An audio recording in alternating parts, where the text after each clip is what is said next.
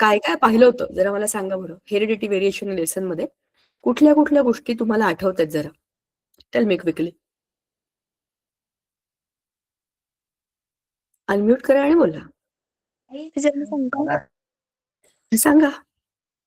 Teacher आपण त्या धड्यामध्ये पहिले अनुवंश पाहिलं, तर नंतर मग गुणसूत्रे, नंतर गुणसूत्राचे प्रकार, नंतर डीएनए बद्दल माहिती जाणून घेतली होती, नंतर बरोबर. जन्माबद्दल, नंतर आर्यने आणि मग नंतर मेंडेलचे अनुवंशिकतेचा सिद्धांत.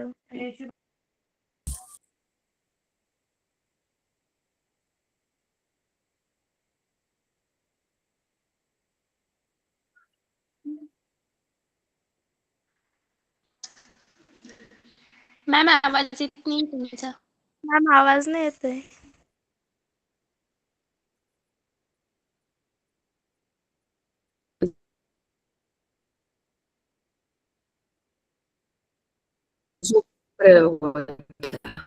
बरोबर.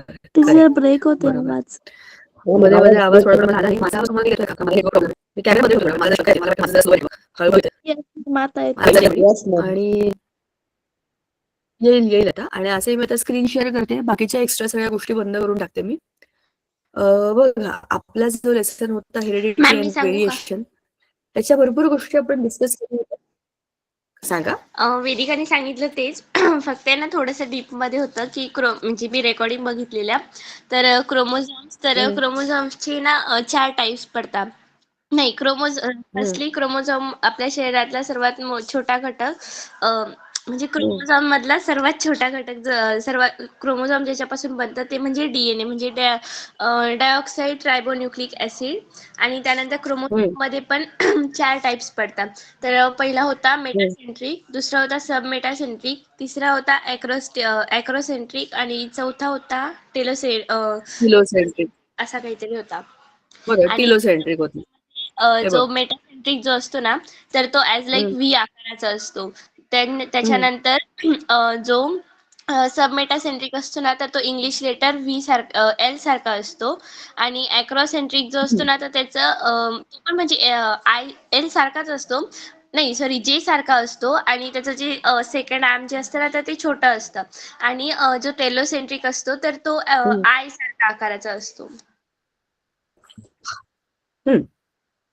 तू जे सांगितलंस ते मी इथे स्क्रीनवर समोर ठेवलंय बघा. तिने जे सांगितलं ते सगळं बरोबर आहे की वेगवेगळ्या टाईपचे क्रोमोझोम्स आपण पाहिले. मग क्रोमोझोमची जागा कुठे असते? That is inside the nucleus, right? न्यूक्लियसच्या मध्ये आपलं डीएनए मटेरियल असतं, that is in the form of chromosomes. And chromosome is nothing but a tightly wind baby a thread of genes. तर हे जीन्स म्हणजे नक्की काय आहे? जीन्स म्हणजे तो सेटअप आहे ज्याच्यामध्ये आपल्या कॅरेक्टरिस्टिक्सचं कोडिंग केलेलं आहे थोडक्यात. तर ह्या जीन्सचं एक विशिष्ट फॉर्मॅटमध्ये अटॅचमेंट असतं, त्याला ATGC म्हणतात. ह्यातले ॲडेनिन आणि ग्वानिन जे आहेत ना, ते प्युरिन्स आहेत. थायमिन आणि सायटोसिन हे पायरिमिडिन्स आहेत.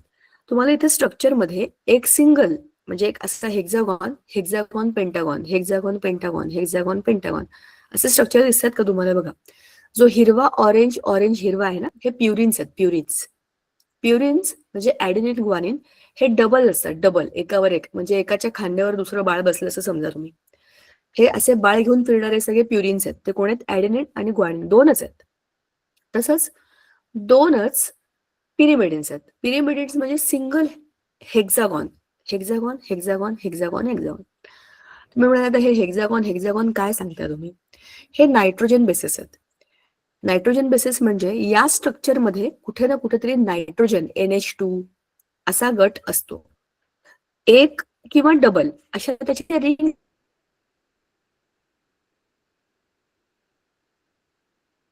आहेत. आता ह्या कार्बनचे कंपाऊंड आहेत हे सगळे.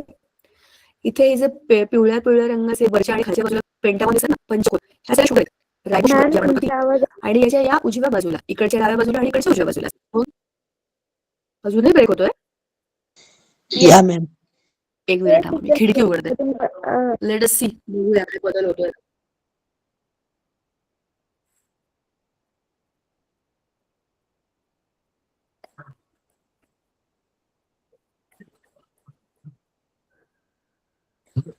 सॉरी, खिडकीजवळ देऊन ठेवून दिलाय मी फोन. बघूया आपण आता आणखीन काय चेंज होतोय का. बघा, तुम्हाला माझा आवाज जरा बेटर येतोय का? येस मॅम, आता येतोय. Hoping for the best. असं किती फरक पडलाय. उशीवरून फोन खिडकीत जाऊन बसलाय. हार्डली एका फुटावर गेलाय पण ठीक आहे, बघूया. आवाज येण्याशी मतलब आहे. चला, तर असे हे नायट्रोजन बेसेस मध्ये पेंटोज शुगर आणि हे पिवळे पिवळे जे बलून आहेत ना वरती खाली चिकटलेले, हे सगळे असतात फॉस्फेट ग्रुप्स. तर अशी ही जी सगळी कॉम्प्लिकेटेड रचना असते ह्याला आपण म्हणतो डीएनए हेलिकल स्ट्रँड्स. हा एक स्ट्रँड आणि दुसरा स्ट्रँड, एक खालून वर जातो आणि एक वरून खाली येतो, बरोबर. अशी याची रचना असते आणि ह्याच्या पर्टिक्युलर सेक्शन्समध्ये सेक्शन वाईज जे काही कोडिंग केलेलं असतं त्याच्यामध्ये आपल्या कॅरेक्टरिस्टिक्स, आपल्यामध्ये जे काही गुणधर्म आहेत, आपला रंग, नाकाचा रंग, आकार वगैरे जे जे काही सगळे, हे सगळंच्या सगळं याच्यामध्ये कोडेड फॉर्म मध्ये असतं. आता एक इंटरेस्टिंग गोष्ट अशी आहे, आपल्या सगळ्यांमध्ये आपण सगळे all humans have 99% same genetic makeup. सगळ्यांचा जेनेटिक मेकअप 99% सेम आहे. 1% डिफरन्स आहे आपल्या सगळ्यांमध्ये, म्हणून आपण सगळे वेगळे दिसतो. आता आरएनए बद्दल पण आपण बोललो होतो. There are 3 types of RNA, mRNA, rRNA, tRNA. तुम्हाला लक्षात असेल तर मी तुम्हाला उदाहरण दिलं होतं की आपण जेव्हा हॉटेलमध्ये जातो, अरे मागच्या वेळेला मी तुम्हाला मंचुरियन सूपचं सांगितलं होतं ना एक्झाम्पल. आज काय घेऊया? आज मंचुरियन घेऊया. चला, तर कारण आता मला थोडासा घसा मोकळा झालाय. मॅम सूप प्यायल्यावरती आपण परत आवाज ब्रेक होतोय. काय करूया आता आपण? आता कांट हेल्प. हो मॅम. No ma'am.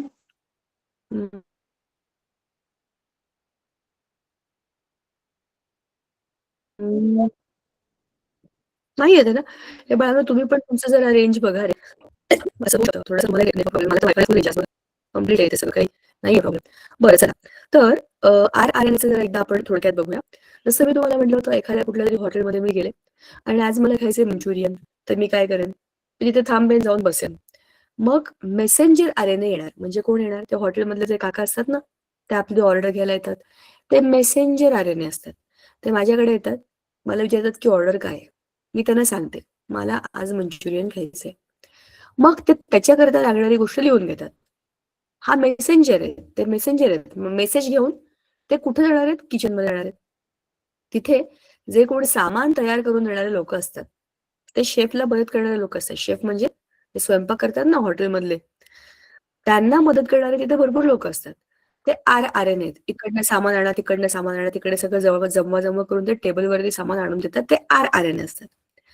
आणि tRNA म्हणजे कोण? हे ते आरएनए असतात जे सॉरी, rRNA आणि tRNA हे ट्रान्सफर करणारे. चित्रामध्ये इथे बघा, इकडनं तिकडनं सामान आणतात. tRNA ने घेतलेलं सामान सगळं rRNA म्हणजे रायबोसोमल आरएनए सिंथेसिस मध्ये वापरतात. They do actual protein synthesis. आता जे मी तुम्हाला सांगितलं ते रिअल सेलच्या फॉर्मॅटमध्ये बघा. मेसेंजर आरएनए न्यूक्लियस कडे जातो. न्यूक्लियस मधनं काय जेनेटिक मेकअपचा नवा स्ट्रँड बनवायचा आहे. आता हे सगळं कधी होईल? जेव्हा आपल्याला डीएनए रेप्लिकेशन करायचं असेल तेव्हा. आरएनए डीएनए आपापल्या ठिकाणी बसलेले असतात न्यूक्लियसमध्ये. उगाच विनाकारण कोणी काहीही करत नाही. सेल डिव्हिजन जेव्हा होतं तेव्हा आतमधला डीएनए जो आहे आपल्या न्यूक्लियस मधला, असाच्या असा नवा डीएनए नव्या सेलमध्ये यायला पाहिजे असतो, बरोबर. म्हणजेच आतल्या डीएनएचं रेप्लिकेट होणं म्हणजे रिप्रोड्यूस होणं, त्याने पुन्हा एकदा नव्याने तयार होणं, ही प्रोसेस सुरू होते. मग जेव्हा ते होतं त्यावेळेला काय होतं? आरएनए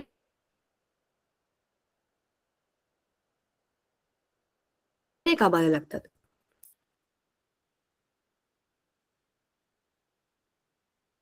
मॅम, आवाज ब्रेक आरएनए होतोय. कुठे आहेत? सायटोप्लाझम मध्ये. आरएनए मेसेंजर आरएनए काय करतो? हा असा असतो mRNA. बघा, मेसेज घेऊन गेलाय मंचुरियन. येतोय मॅम. येतोय मॅम. अरे बाबा. येतोय मॅम. आता ज्यांना माझा आवाज येत नाहीये त्यांनी त्यांची जागा बदलून बघा घरामध्ये, कारण आता मला काही नेटवर्क प्रॉब्लेम नाहीये. ठीक आहे, चला. तर आता हे जे mRNA त्यांनी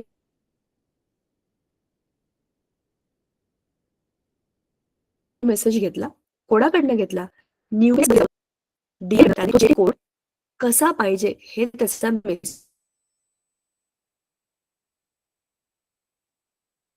मेसेज घेतला.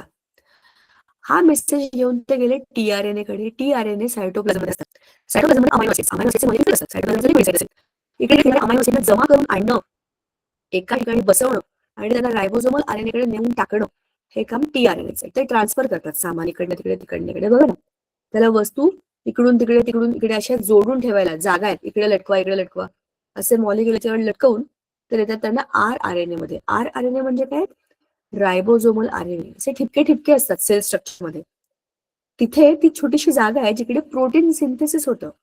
आता हे प्रोटीन सिंथेसिस कशा भरोशावरती होतं?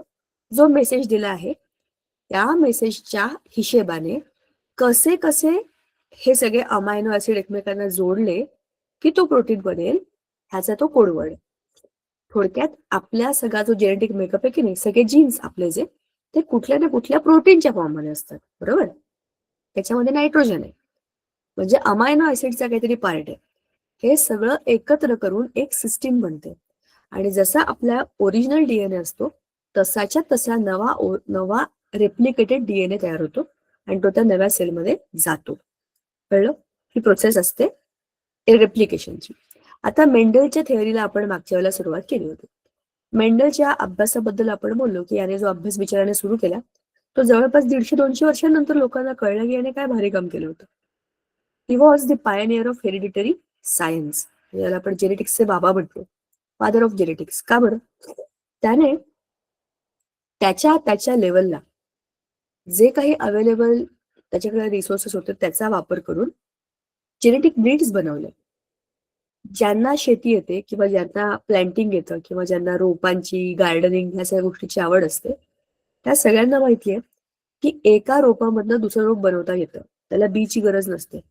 उदाहरणार्थ, खूप मोठ्या उंच अशा झाडाला तुम्ही कट केलं, त्याची एक फांदी छोट्या लिंबू किंवा गुलाब अशा छोट्या म्हणजे खुरट्या झाडांना तुम्ही लावली. एका विशिष्ट पद्धतीत तिरकं लावायचं, त्याला त्या चिकटपट्टी बांधायची आणि मग छोट्या झाडामध्ये मोठं झाड डेव्हलप करायचं. अशी एक टेक्निक असते. बरोबर? मला माहिती आहे का? येस मॅम, माहित आहे. मोठ्या मोठ्या झाडांचे बोनसाय बनवतात बघा. असे मोठी मोठी झाडं असतात, पण त्यांचे तुम्ही कुंड्यांमध्ये त्यांचे रेप्लिका बघाल. अनेक म्हणजे नर्सरी असतात ना, नर्सऱ्या कोणत्या? प्लांट्सच्या नर्सऱ्या, छोट्या मुलांच्या नाही. तर त्या नर्सरीजमध्ये तुम्हाला अशा पद्धतीची झाडं दिसतील. सांगायचा मुद्दा असा की ज्यांना ह्या सगळ्या गोष्टी करून बघायची सवय असते त्यांची ह्या बाबतीतील निरीक्षणं खूप चांगली असतात. जर तुम्ही शेती करत असाल मॅम त्याला कलमी झाड बोलतात. शाबाश, कलम म्हणतात त्याला. एकदम बरोबर. तर याच्यामध्ये मला तुम्हाला सांगायचा मुद्दा असा, जर तुम्ही स्वतः शेती करत असाल किंवा तुम्हाला शेतीतलं काहीतरी ज्ञान असेल तर तुम्ही बियांवरून म्हणजे साधं हातामध्ये गहू, तांदूळ, ज्वारी, बाजरी घेऊन सांगू शकता की ते काय दर्जाची रोपं असतील. बरोबर? ह्याचं कारण आहे की तुम्ही त्याचा प्रॅक्टिकल अभ्यास केलाय. मग जो माणूस निसर्गाच्या जवळ आहे, झाडं, पानं, फुलं या गोष्टी बघतोय आणि त्याची निरीक्षणं स्वतःच्या प्रयोगांमधनं करतो, त्याची निरीक्षणं खरी असेल की नाही, कारण त्याने खरा रिसर्च केला त्याच्यावरती. सेम या मेंडलने केलं. त्याच्याकडे असलेल्या 2 प्रकारच्या त्यांच्या इथे अवेलेबल असलेल्या 2 प्रकारच्या वाटाण्यांचा त्याने केला अभ्यास. आता तुम्हाला मी त्या दिवशी पण बोलले होते की हिरवे वाटाणे जे आपण आजकाल जे मटार खातोय ते आहेत. आणि दुसरे त्याला काबली चणे म्हणतात बघा, काबली चणे. किंवा छोटे छोटे पिवळ्या रंगाचे असे एकदम कडक कडक फुटाणे असतात. ते ऍक्च्युली मला फार आवडतात. मी गावी गेले की ते त्याला कुरमुरेवाले लोक असतात बघा, त्यांच्याकडे असतात. ते एकदम कडक असतात पण लागतात थंड. वाटाणा वटाणा पण तो वेगळा असतो, म्हणजे त्याला काहीतरी म्हणतात रे, काबली फुटाणे असंच त्याला म्हणतात. चना दाल. म्हणजे तुम्ही नाही, चणा डाळ तर एकदम मॅम माहिती आहे चणाला आपल्याला. हरभरा असतो, हरभरा चणा असतो म्हणता. हा, पण ते नाहीये हे. म्हणजे हे पिवळ्या पिवळ्या रंगाचे असेच असतात. ते असेच असतात कडक एकदम. ह्याला असे रोस्ट केलेले असतात, असे कडक कडक भाजलेले असतात बघा, आणि खूप कडक असतात. ते असे दाताने फुटत पण नाही, दात तुटून जातील पण ते तुटणार नाही, असे भाजलेले असतात. तुम्ही कधीतरी खाल्ले असेल. काबली चणेच म्हणतात त्याला आमच्या गावी. मला आता लक्षात नाही त्याला आणखीन दुसरं काय नाव आहे. पण मॅम पिवळ्या इकडं रंगाचे हरभरा म्हणता. नाही, अरे हरभरा वेगळा असतो. हरभरा म्हणजे म्हणजे तो डायकॉट क्लिअर दिसतो. हे तसे नसतात. हे असा गोल गोल, आपण चला तुम्हाला उदाहरण सांगू का त्याचं दुसरं. आपण ते पाणीपुरी खातो. पाणीपुरीमध्ये जो रगडा असतो बघा, तो त्या पिवळ्या पिवळ्या याचा बनलेला असतो ना, शिजवलेले असतात ते. हो Yes, ठीक ma'am. आहे. हा, हे त्या वाल्या बियांचं म्हणते मी. होतं ते त्या हिरव्या आणि पिवळ्या अशा 2 वेगवेगळ्या प्रकारच्या शेंगा. आपण या कुठल्या शेंगा म्हणतो आता, मटार. अशा शेंगांचा त्याने केला अभ्यास. आणि त्याच्या निरीक्षणामध्ये त्याला हे समजलं की पिवळ्या रंगाचा दाणा हा हिरव्या रंगाच्या दाण्यापेक्षा डॉमिनेटिंग आहे. डॉमिनेटिंग या शब्दाचा अर्थ आहे प्रभावशाली. रेसेसिव्ह या शब्दाचा अर्थ आहे ज्याला जो दबला जातो. म्हणजे जसं मी तुम्हाला मागच्या वेळेला पण सांगितलं होतं की घरामध्ये बहीण आणि भाऊ दोघं असतील, त्यातली बहीण खूप डॉमिनेटिंग असेल तर तो भाऊ किती पण हुशार असेल तरी पण त्याला कोणीही विचारत नाही. जसे आपले स्वभाव आहे तसे आपल्या जीन्सचे पण स्वभाव असतात, बरोबर की नाही. आता 2 प्रकारचे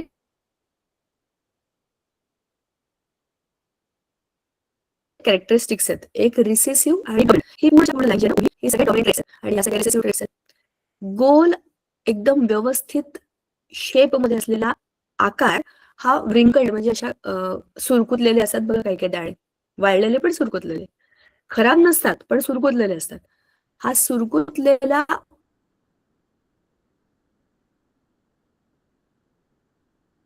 आकार हा रेसेसिव्ह आहे.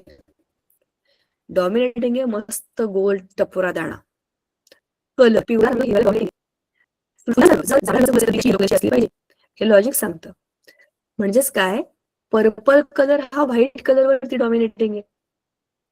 आता शेप ऑफ पॉड. पॉड म्हणजे शेंगा. त्या शेंगा काही काही शेंगा तुम्ही बघितलं असेल मटारच्या, काही शेंगा खरंच अशा असतात आणि काही अशा मस्त एकदम अशा स्ट्रेट चाकूसारख्या. तर हे जे इन्फ्लेटेड आणि कन्स्ट्रिक्टेड म्हणजे अशा पद्धतीने कर्ली आणि ह्या प्लेन, ह्या 2 तुम्ही जर ह्या कर्लीवाल्या हे डॉमिनेटिंग ट्रेट्स आहेत. नंतर ग्रीन कलर हा येलो कलर डॉमिनेट करतोय. पोझिशन ऑफ फ्लॉवर, जेव्हा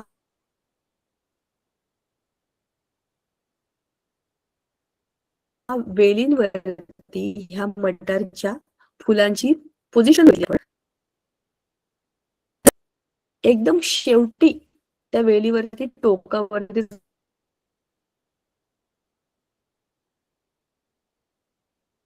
त्याची फुलं येतील. एकतर अशी येतील किंवा अशी येतील. हाईट ऑफ प्लांट, टॉल हा डॉमिनेटिंग फॅक्टर आहे कंपेअर टू ड्वार्फ हा फॅक्टर. ह्याचा अर्थ असा आहे की वेलीमध्ये उंची वाढणं ही खूपच कॉमन ट्रेट आहे आणि कमी उंचीच्या खुरट्या अशा वेली या कमी प्रमाणामध्ये असतात. म्हणजेच काय,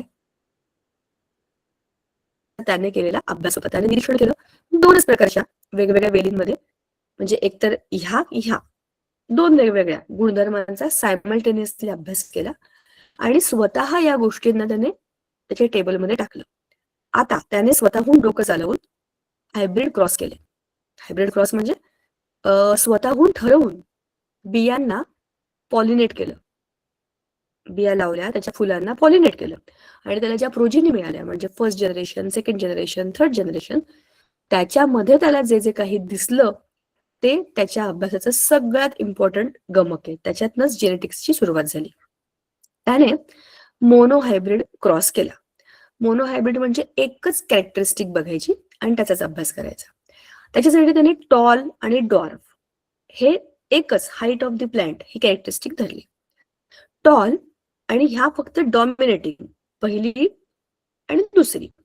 आता आपण पॅरेंट जनरेशन बघतोय, अशी जनरेशन ज्याच्यामध्ये आपण फक्त टॉल ही कॅरेक्टरिस्टिक घेतली, पूर्णपणे उंच बिया, म्हणजेच पूर्णपणे उंच पालकांच्या बिया. आई पण खूप उंच आहे, बाबा पण खूप उंच आहे आणि ऑटोमॅटिक तो मुलगा उंच आहे, म्हणजे कॅपिटल टी त्याच्यामध्ये आलेला जीन. अशीच दुसऱ्या फुलामधली आई पण उंच, बाबा पण उंच आणि म्हणूनच जेनेटिकली कॅपिटल टी असलेली त्याची जनरेशन बघा. पण आता ही P1 आहे.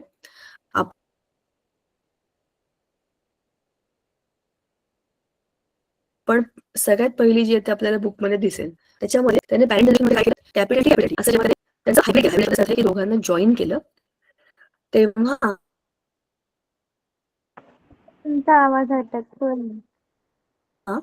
दोघांमध्येही टी टी म्हणजेच काय, दोघंही उंचच आहेत ना, दोघांमध्ये आलेली टी आणि टी म्हणजे काय?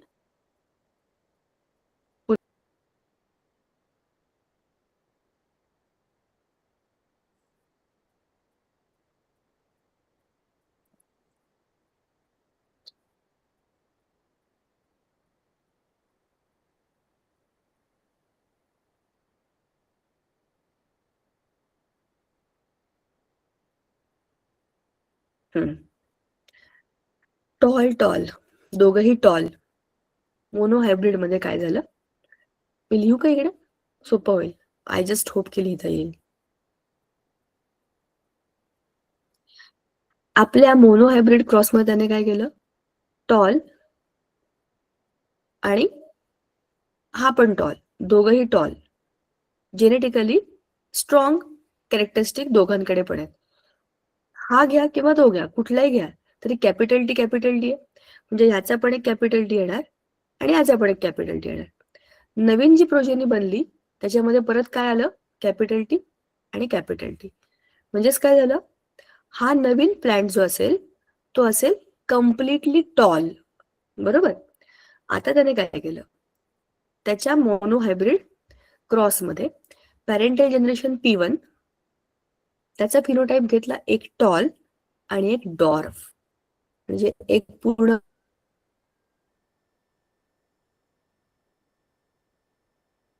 उंच आणि एक पूर्णपणे बुटका.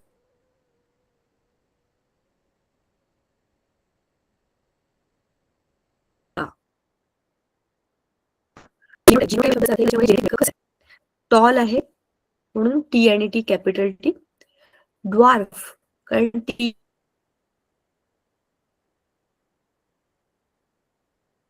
आणि टी स्मॉल.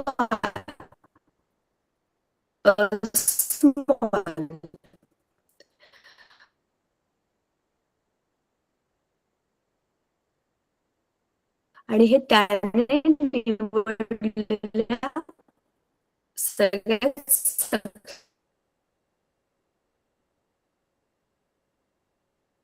सक्षम वेलींच्या बिया त्याचे आहे. त्याच्यातनं जे काही गॅमेट्स बनले, कॅपिटल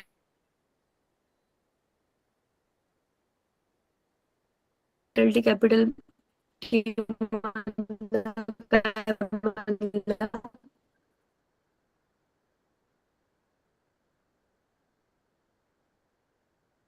टी, दोघांमधलं एक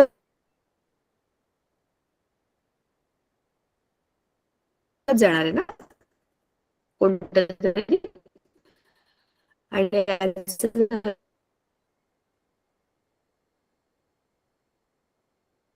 small T, capital T small T एकत्र टी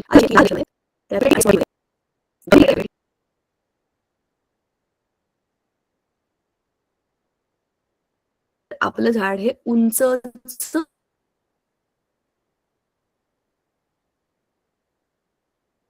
असेल.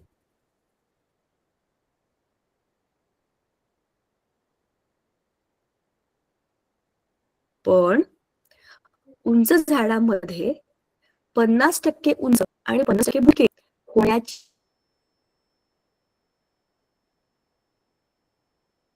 शक्यता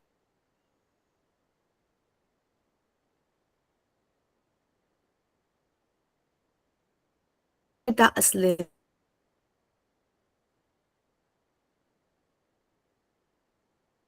जीन्स आहेत. आता याच झाडाच्या म्हणजे ह्या टीच्या झाडाच्या दोन बियांचा तयार केला पुन्हा एकदा हायब्रिड. आता ही म्हणजे फिजिकल कॅरेक्टरिस्टिक, टॉल आणि टॉल दोघंही उंच आहेत, पण त्यांचा जिनोटाइप आता काय झाला, हा वरचा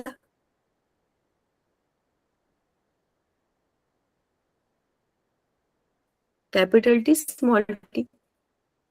कॅपिटल टी आणि स्मॉल टी दोन एक कॅपिटल एक स्मॉल, F2 जनरेशन मध्ये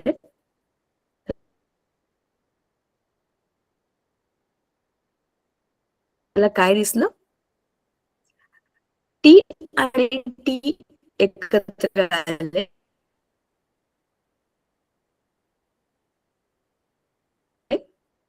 की काय बनतो? Capital T. बरोबर? हा आणि हा एकत्र आले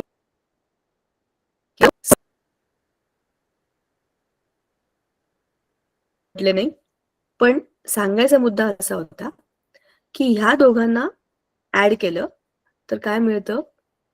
कॅपिटल टी. म्हणजेच पूर्णपणे 100% उंच. याला आणि याला एकतर कॅपिटल टी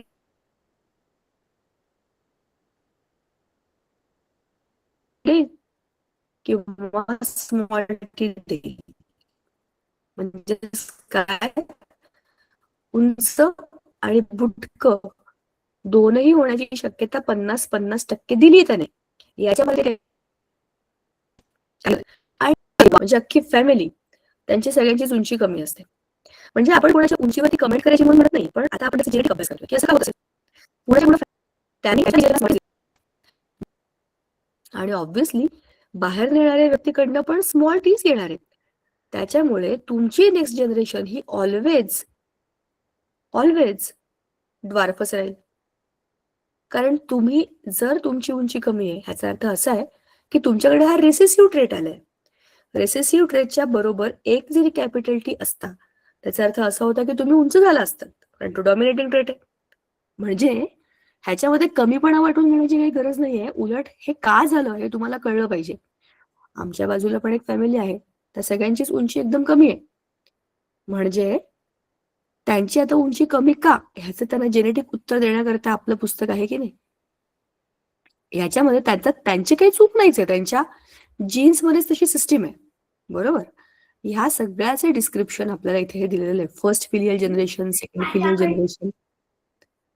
आता मजा अशी, त्याने नुसताच हा अभ्यास केला नाही, त्याने त्या बियांचा नंबर पण चेक केला. बियांचा नंबर चेक केला म्हणजे किती बियांमध्ये किती प्रमाणामध्ये कॅपिटल कोणाचा तरी माईक ऑन आहे बरं का. कॅपिटल टी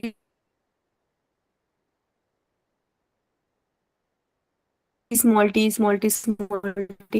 सगळं त्याने काउंट केले. काउंट 929 झाडांपैकी 705 उंच होते, 224 बुटके होते. म्हणजेच काय? उंचीप्रमाणे बघितलं तर 3:1 हे प्रमाण आहे. 3 उंच मुलं असतील तर एक मुलगा बुटका असेल, हे आणि हे पण काय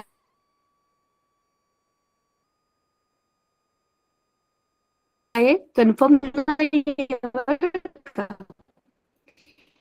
होईलच.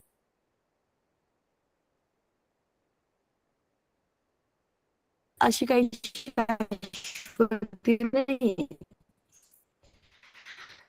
कोणता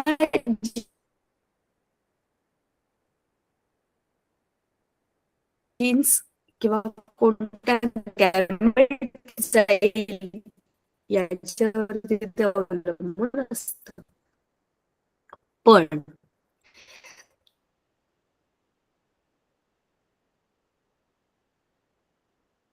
त्याचा जेनोटाइप रेशो, जेनोटाइप म्हणजे त्याचा जेनेटिक मेकअप कसा आहे हा रेशो बघितला तर 1 उंच, 2 मध्यम आणि 1 बुटके. कसं बघा ते 1:2, 2:1 झालं की नाही. 1 tall, 2 tall yet 50-50% and 1 100% short. हे झालं प्लॅनच्या बाबतीत. आता तुम्हाला एक गोष्ट मला विचारायची आहे. आता मला विचार करून बघत असालच ना, घरामध्ये ताईचं लग्न, दादाचं लग्न, काका मामा कोणाचं तरी लग्न असतंच. आपल्याला माहिती आहे लग्न करताना घरामध्ये काय काय काय काय विचार केले जातात. तर मला सांगा हे चुकीचे असतात का? नो. नो. तुम्हाला एक गोष्ट मला स्पष्ट सांगायची आहे. बघा, मला काही आपल्या गाण्यामध्ये पण म्हटलंय धर्म, जाती, पंथ वगैरे सगळे विसरा, हे कराय सगळं. त्याच्यामध्ये मला पडायचंच नाहीये. पण आपल्याकडे पूर्वापार काही गोष्टी का पाळल्या जातात? जेनेटिक्स आपल्या देशामधल्या ऋषीमुनींना जेनेटिक्सची खूप चांगली समज होती. आपल्याकडे गोत्र बघतात, नाडी बघतात. ह्याचा अर्थ असा होतो, की एका गोत्रामध्ये म्हणजे तुमचा मूळ पुरुष एकच आहे. तुमच्या फॅमिलीतला मेन अँसेस्टर एकच आहे. एकाच घरातल्या 2 मुलांनी, भल्या थोड्या लांबच्या 3-4 पिढ्या नंतरच्या असतील, पण एकाच घरातल्या अरे सख्खे बहीण-भाऊ, सख्खे चुलत बहीण-भाऊ असे लोकं लग्न करतात का मला सांगा बरं? नाही करत. नो आपण ते मॅम. नातं खूप पवित्र म्हणतो. त्या नात्याच्या पवित्रते पलीकडे त्याच्या मागे जेनेटिक्स आहे. ते नातं पवित्र का आहे? कारण की आपण एकाच आईच्या किंवा एकाच फॅमिलीमधनं जन्माला आलेले लोकं असतो, बरोबर? म्हणजे आपण त्या मानाने सख्खे असतो, जवळ-जवळचे असतो. जे माझ्या बॉडीमध्ये तेच माझ्या भावाच्या बॉडीमध्ये. जेनेटिक मेकअप म्हणते मी, बरोबर? जर चुकीचे ट्रेट्स एकत्र आले, तर नेक्स्ट जनरेशन काय होईल? सगळ्या रिसेसिव्ह कॅरेक्टर्स त्याच्यामध्ये येतील. मग ती जनरेशन सर्व्हाइव्ह करेल का? खूप साऱ्या रॉयल फॅमिलीजमध्ये हा प्रॉब्लेम पूर्वी होता. म्हणजे आपल्या देशामध्ये असं मोस्टली साऊथ इंडियामध्ये आहे, म्हणजे दक्षिण भारतामध्ये असं होतं, की आपल्याच आपल्या फॅमिलीमध्ये, आपल्याच आपल्या नात्यांमध्ये लग्न करायची. असं खूप ठिकाणी होतं. असं काही ते मुद्दाम करत अशातला भाग नाहीये. पद्धती एकसारख्या असतात. घरामध्ये देवाण-घेवाण खूप जास्त असतं. म्हणजे ज्याला आपण आपल्याकडे हुंडा म्हणतो. तर आपल्याच घरातली प्रॉपर्टी आपल्याच घरात जाते ना. म्हणजे असाही त्याच्यामागे एक विचार असतो. पण सांगायचा मुद्दा ह्या सगळ्यामुळे परिणाम असा होतो, की जी जनरेशन नेक्स्ट तयार होते, ती कुठल्या ना कुठल्या पद्धतीने ना थोडीशी वीक असते. काहीतरी त्यांच्यामध्ये मिसिंग असतं. कारण सगळे रिसेसिव्ह कॅरेक्टरिस्टिक त्याच्यामध्ये एकत्र येण्याची शक्यता असते. तुम्ही नाकारू शकत नाही. खूप साऱ्या रॉयल फॅमिली त्याच्यामुळे मेल्या. कारण जे next generation weaker, weaker, weaker, weakest and then dead असं झालंय. एक खूप इंटरेस्टिंग गोष्ट मी तुम्हाला सांगते. एक डिसीज आहे. त्या डिसीजमध्ये जखम झाली ना, आपल्याला जखम झाली की काय होतं, त्याच्यावर खपली चढते आणि ती जखम आपोआप बंद होते, बरोबर? बुजून जाते. तर रॉयल डिसीज म्हणून एक डिसीज होता. रॉयल फॅमिलीमध्ये, आपल्या इकडे नाहीये, ते फिरंग्यांच्या कंट्रीज मधली गोष्ट आहे ती. त्यांच्याकडे ही पद्धत होती, की आपल्याच घरात लग्न करायचं. म्हणजे चुलत भाऊ असेल किंवा मामे भाऊ असेल, एकदम जवळ-जवळचे जरी असतील रिलेशनमध्ये, तरी पण त्यांची लग्न त्यांच्या त्यांच्या घरामध्ये व्हायची. कारण की ते रॉयल लोकं होते. आपल्याकडे जे जीन्स आहेत ते आपले आपले मेंटेन राहावे म्हणून. म्हणजे हा विचार म्हणून ठीक आहे. पण त्याचा परिणाम असा झाला, की त्यांच्या त्या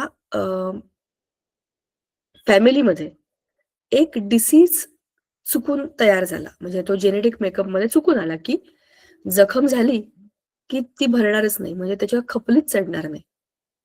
आता तुम्ही मला सांगा, छोटंसं खरचटलं आणि त्या जखमेमधनं म्हणजे ती जखम सीलच झाली नाही, ती बंदच झाली नाही. तर एवढा मोठा किंवा छोटा किंवा कुठलाही खड्डा तुमच्या शरीराला पडला आणि त्यातनं रक्त बाहेर पडतंय, पडतंय, पडतंय, पडतंय, पडतंय. ते संपतच नाहीये. तर तुम्ही जगाल का? अशा त्या रॉयल डिसीजमुळे हां. आणि तो रॉयल डिसीज नंतर हळू-हळू, हळू-हळू, हळू-हळू त्यांच्या अख्ख्या फॅमिलीला झाला. त्यांच्या फॅमिलीमध्ये जे पुढची जनरेशन म्हणजे त्यांचा राजकुमार, जो शेवटचा राजकुमार होता त्याला हा डिसीज झाल्यामुळे तो मरून गेला. खूप कमी वयामध्ये. ऑब्व्हियसली लहानपणी मुलांना लागतंच, जखमा होतात, काहीतरी होतच असतं. तुम्ही किती पण स्वतःला वाचवा, तुम्हाला एवढूसा बारीक कट जरी लागला, छोटंसं होल जरी पडलं अंगाला, तरी तुम्ही मरणार.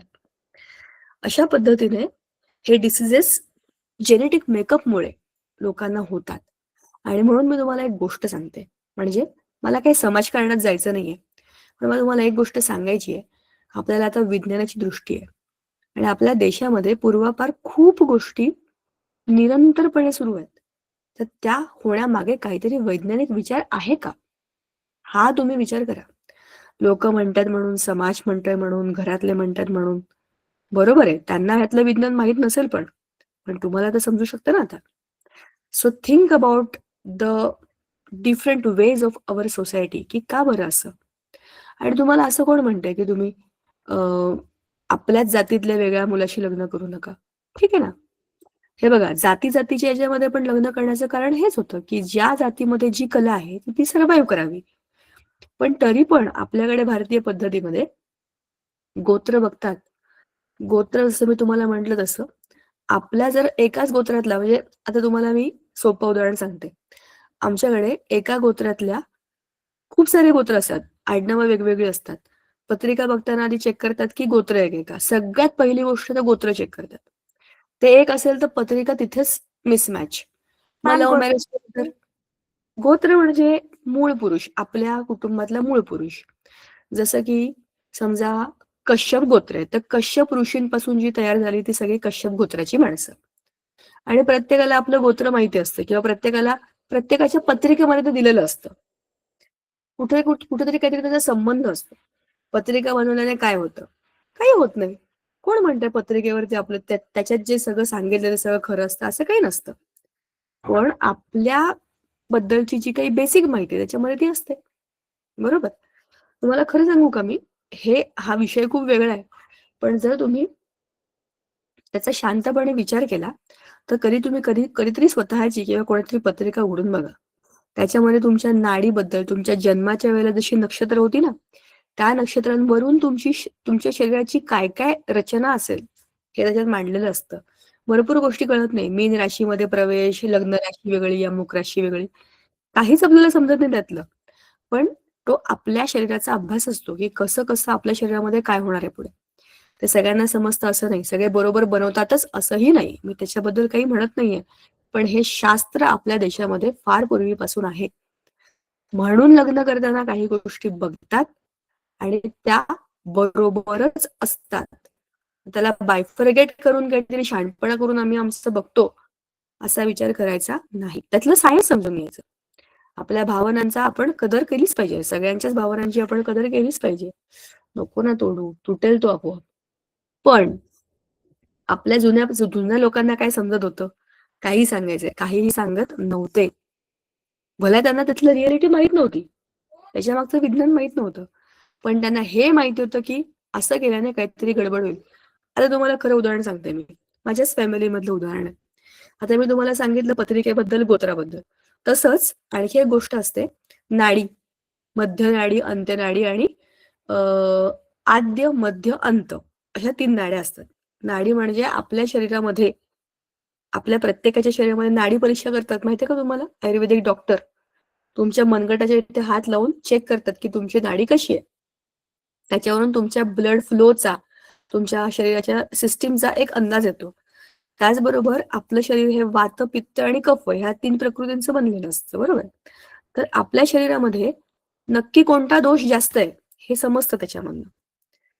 मग एकाच नाडीच्या 2 लोकांनी लग्न करू नये असं का म्हणतात? मला पित्ताचा त्रास आहे, माझ्या नवऱ्याला पण पित्ताचा त्रास आहे, तर माझ्या मुलांना 100% पित्ताचा त्रास होणार आहे. म्हणूनच एका नाडीच्या माणसांनी लग्न करू नये. म्हणजेच काय? जो दोष आपल्या शरीरामध्ये आहे, तोच दोष जर आपल्या पार्टनरमध्ये असेल, तर पुढे येणाऱ्या जनरेशनमध्ये तो 100% येणार की नाही? बघा ह्याच्याहून चांगलं जेनेटिक्स काय असेल? सांगा बरं. हे application of genetics in Indian marriages आहे. ह्याच्याहून बेस्ट काय आहे? त्याच्यामुळे मुलांनो आणि मुलींनो, आपल्या भावना आणि आपल्या मनातल्या विचारांना आता तुम्ही सायन्समध्ये टाकून बघा. ब्लड ग्रुप चेक करतात, डिसीजेस चेक करतात, फॅमिली हिस्ट्री बघतात. काही चुकीचं नाहीये. समोरच्या माणसाकडे किती पैसे आहेत, किती घर आहेत, किती बंगले आहेत, किती गाड्या आहेत, मला नको दाखवू, मला खूप भीती वाटते. सॉरी, मी मध्ये दुसरंही बोलते. तो अद्वैत आहे ना, त्याचा दात हलतोय, तो मला आणून सारखा दाखवतोय. मला फार भीती वाटते ते बघून. आता माझे दात तुटण्याचं वय नाहीये, पण दुसऱ्यांचे दात तुटताना बघून मला भीती वाटते. एनिवेज, तो ग्रोथचा भाग होता. आता आपण जेनेटिक्स वरती आहे. तर आता सांगायचा मुद्दा असा आहे, आपल्याकडे जे पूर्वापार आपल्या घरांमध्ये बघितलं जातं, एक तर हे असतं लग्नामध्ये, की आपल्या फॅमिलीला सूट होईल अशी समोरची फॅमिली आहे का? बरोबर की नाही? फायनान्शियली करेक्ट आहे की नाही मला सांगा तुम्ही? येस. बघतात ना? हे याचेच करता बघतात, की आपल्या घरामध्ये जशी सिस्टीम आहे, ज्या 4 गोष्टी आहेत, तशाच 4 गोष्टी समोरच्या घरामध्ये असल्या पाहिजे. समोरून येणाऱ्या माणसाला किंवा आपल्या घरी येणाऱ्या नवीन माणसाला खूपच काहीतरी वेगळंच चाललंय या जगामध्ये असं नको वाटलं पाहिजे. तरी फॅमिलीमध्ये फरक असतोच. सारख्या श्रीमंती असलेल्या घरांमध्येही भांडणं होतातच. तर ते सगळं ह्युमन नेचर आहे. पण आपण शक्यतो हे वाद टाळावे किंवा कमीत कमी करावे म्हणून हा सगळा अभ्यास करतो बरं का. त्याच्यानंतर हे पण बघतात. आजकाल तर लग्न करताना मुलं-मुली पूर्णपणे म्हणजे बॉडी चेकअप करून घेतात, की तुझ्या फॅमिलीमध्ये कोणते-कोणते रोग आहेत, माझ्या फॅमिलीमध्ये कोणते-कोणते रोग आहेत. आणि मग आपण लग्न करणं योग्य आहे का? आणि असा विचार करणारी मुलं असतील तर 100% बरोबर करतायत.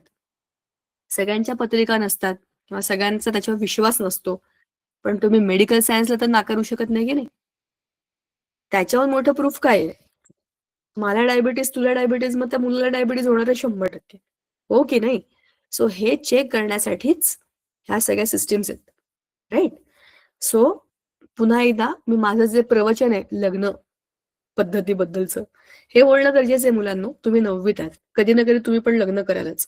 लग्न करताना प्रॅक्टिकल विचार करायचा माणसाने आयुष्यामध्ये. हो की नाही? तर असा हा सगळा प्रकार आहे आणि ह्याचा रिस्पेक्टफुली आदर करून, समजून-उमजून निर्णय घ्यायचा. कोणीही कोणाशी लग्न करताना. एनिवेज. तर हा झाला मोनो हायब्रिडचा विषय. तर कोणाला काही बोलायचं का या विषयावरती? आपण जरा अवांतर बोललोय, वेगळं बोललोय. पण तुम्हाला काही बोलायचं असेल तर बोला. नाही तर आपण जाऊ पुढे. डाय हायब्रिड वर. अरे, वेळ पण संपत आली. काय बोलायचं असेल तर पटकन बोला रे.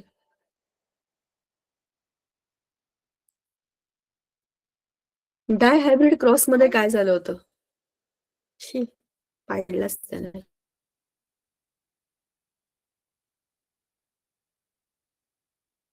डाय हायब्रिड क्रॉस मध्ये काय केलं? त्याने 2 वेगवेगळ्या प्रॉपर्टीज बघितल्या.